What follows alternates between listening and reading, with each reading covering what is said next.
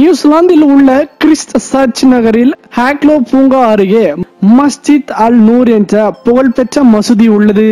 இன்று வெள்ளிக்கிழமை என்பதால் இங்கு சுமார் 300க்கும் மேற்பட்டவர்கள் தொழுகையில் ஈடுபட்டு கொண்டிருந்தனர். நியூசிலாந்து சுற்றுப்பயணம் செய்து கிரிக்கெட் விளையாடி வரும் பங்களாதேஷ் கிரிக்கெட் அணி வீரர்களில் சிலரும் அங்கு தொழுகை நடத்த சென்றனர். ஓட்டலில் இருந்து அவர்கள் ஒரு பேருந்தில் சென்றனர். அதிலிருந்து இறங்கி மசூதியின் உள்ளே நுழைந்த போது அங்கு பயங்கரமாக துப்பாக்கி சத்தம் கேட்டது. இதில் பலர் காயமடைந்தனர். சிலர் தரையில் இரத்த வெள்ளத்தில் விழுந்து கிடந்தனர். இதை கண்ட பங்களாதேஷ் வீரர்கள் அதிர்ச்சி அடைந்தனர். பதறிய அவர்கள் உடனடியாக தரையில் படுக்க வைக்கப்பட்டனர். பின்னர் அங்கிருந்து பத்திரமாக ஓட்டல் அறைக்கு தப்பி சென்றனர்.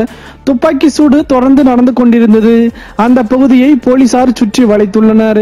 இது பற்றி பங்களாதேஷ் கிரிக்கெட் வீரர் தமீம் இக்பால், துப்பாக்கி சூட்டில் இருந்து மொத்த அணியும் காப்பாற்றப்பட்டு விட்டது. அச்சமூட்டும் அனுபவம், தயவு செய்து பிரார்த்தனை செய்யுங்கள் என்று தெரிவித்துள்ளார். விக்கெட் கீப்பர் பேட்ஸ்மேனான முஸ்பீர் ரஹீம், கடவுள் எங்களை காப்பாற்றி விட்டார். நாங்கள் உண்மையிலேயே அதிர்ஷ்டசாலிகள். இது போன்ற சம்பவம் இன்னொரு முறை நடக்கக்கூடாது. எங்களுக்காக பிரார்த்தியுங்கள் என்று தெரிவித்துள்ளார். பங்களாதேஷ் அணியின் செய்தி தொடர்பாளர் ஜலால் யூனுஸ் கூறும்போது, அவர்கள் பத்திரமாக இருக்கின்றனர், ஆனால் மன ரீதியாக பாதிக்கப்பட்டுள்ளனர்.